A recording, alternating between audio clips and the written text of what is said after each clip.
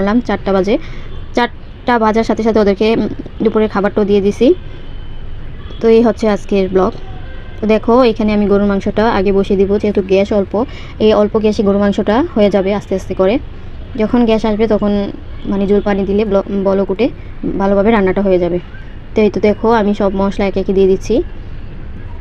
এই প্রথমবার এতগুলা লোকের খাবার দাবার আয়োজন আমি একা হাতে সব কিছু করতেছিলাম, তো তাই একটু ব্যস্ততার মধ্যে দিন যাচ্ছিল।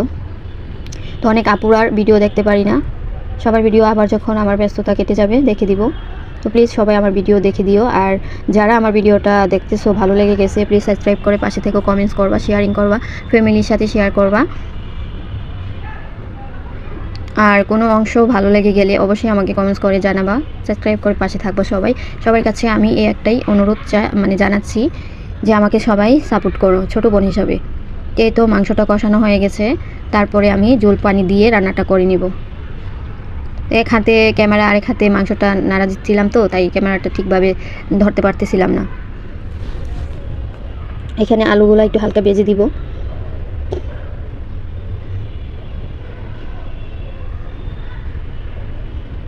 এই তো মুরগিটাও আমি রেডি করে নিয়েছিলাম যে রান্নাটা করব। তো সবাই আমার ভিডিওটা ফুল ওয়াচ করে দেখে দিও প্লিজ সবার কাছে।